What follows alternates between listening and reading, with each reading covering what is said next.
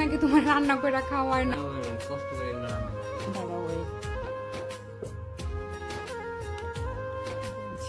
High birthday boy.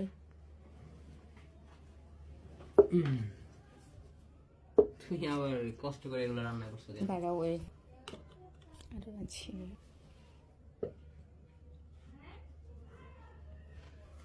বসো। এখনো প্যারা নিচ্ছ? এখন আমার ইচ্ছা হয়েছে তাই। বাট এখন খাবার দিলে কেন? আমি তো কারেন্ট নাই, তুমি গেমস খেলতেছিলাম। কারেন্ট নাই তো কি হয়েছে? তুমি অফিস থেকে আসছো, ওর আসলে আজকে অফিস থেকে আসতে আসতে দেখেন 9টা বেজে গেছে।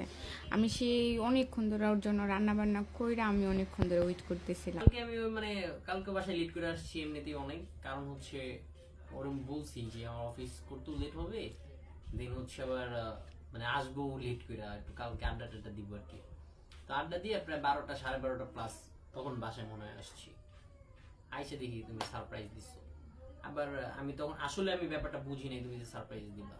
সো এখন আবার এগুলোর কোনো দরকার ছিল না ভাই। সবাই খালি কমেন্ট করে, দেখো না তোমার বউ নাকি তোমার রান্না করে খাওয়ায় না। ও রান্না করে আসলে খাওয়ায়, মাঝে মাঝে একটু ছক্কা মারে, মাঝে মাঝে আর কি একটু পিনিক টেল হয়, ঠিক আছে? আমার কখন পিনিক আমি বলি, আমি ওরে সকালে বইলা যাই যে বাবু আমি যে বাজারে এগুলো করে দিছি, তো এগুলা রান্না বান্না করবা। এমনি নর্মালি ন্যাচারালি ওগুলাই করে।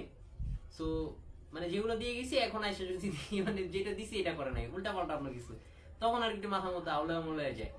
সো বাট যেটা রান্না এটা কিন্তু খাওয়া যায়, সবকিছু কিন্তু খাওয়া যায়।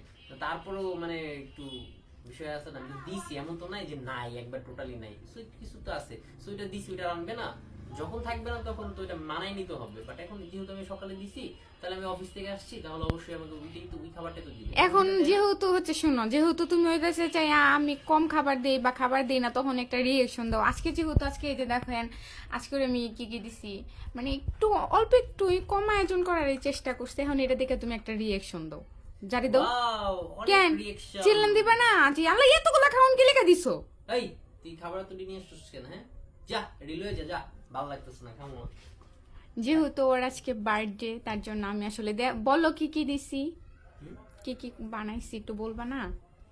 আসলে ওর বার্থডে তো, তাই আমি চাইছি যে ওর জন্য একটু স্পেশাল কিছু করার জন্য। তুমি জাস্ট ফ্রাই করছো নাকি তোমার করছো ওই চিকেনটা? একটু বারবিকিউ টাইপের করছি। বারবিকিউ টাইপের, যাই হোক। কাছে আসো,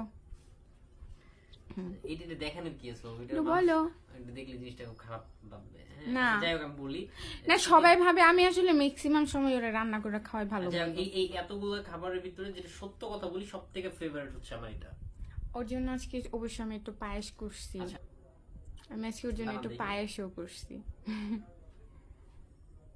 পায়েসটা মূলত আমার অনেক ফেভারিট, এটা আমার অনেক আগে থেকেই ও জানে। আর ওর বানানো পায়েসটা আসলে আমার একদম ফুপি যেভাবে বানাইতো ওই রকম একটা ফিল দেয়, আমার খুব ভালো লাগে আর কি। 2 চামচ খেলাম আপাতত, পরে পরে খাবো। হ্যাঁ ভাত খাওয়ার পরে মিষ্টি খাবার খাইও।